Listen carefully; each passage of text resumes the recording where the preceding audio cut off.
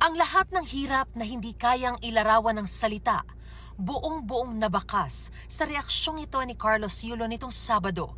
Ganap na siyang Olympic gold medalist. Pangarap na pinanday niya mula pagkabata at unang tinarget sa Tokyo Olympics.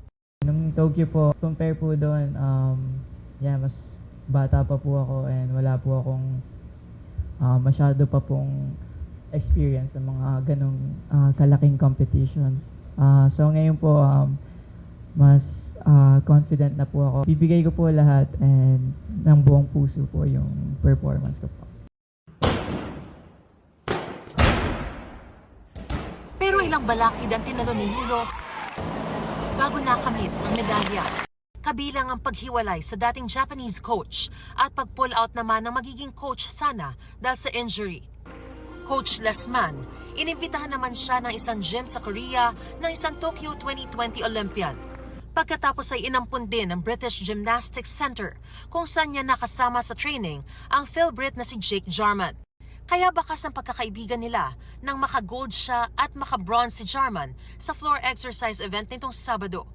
Ganito rin sa ibang kapwa gymnast si Yulo, na inihambing ng Olympics.com sa isang pop star na kahit walang manager ay nakikipag-collab sa pinakamagagaling sa buong mundo. Sabi niya sa isang post, "It's not about winning.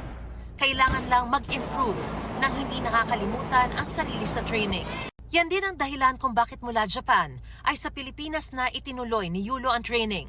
Bago sumabak sa Paris Olympics, dito mismo sa gym na ito ng Gymnastics Association of the Philippines, nag-full-time training ng halos buong maghapon araw-araw si Carlos. Pagpapamalas daw ng kanyang pagiging mapagkumbaba at pagtanaw ng utang na loob sa kung saan siya nagsimula.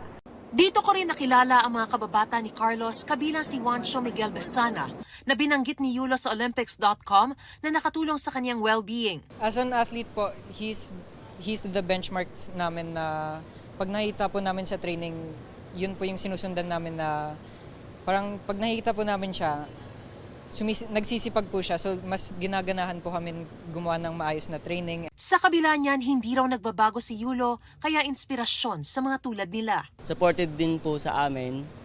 Ano po siya, humble po siya talaga. Tapos po, hindi siya nakakalimot palagi sa team. Sobrang disiplinado sa lahat po ng bagay. Simula po sa pagkain. Hindi ko naman po siya nakita na as athlete.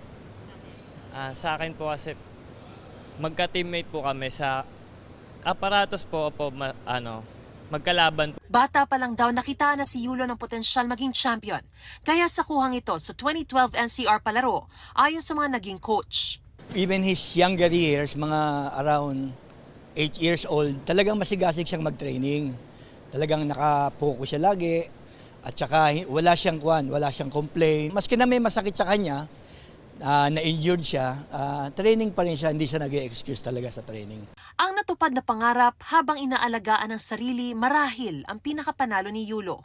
Sabi niya bonus na lang pero ipinagpapasalamat pa rin ang kaliwat kanang gantimpala, kabilang ang milyon-milyong pisong cash, fully furnished condo unit na upgraded na sa 3-bedroom at house and lot. Aabot sa 65 milyong piso o higit pa ang halaga ng lahat ng kanyang matatanggap. Bukod pa yan sa mga resolusyon sa Senado at Kamara ng pagkilala sa kanya. Para sa GMA Integrated News, Mariz Umali, nakatutok 24 oras.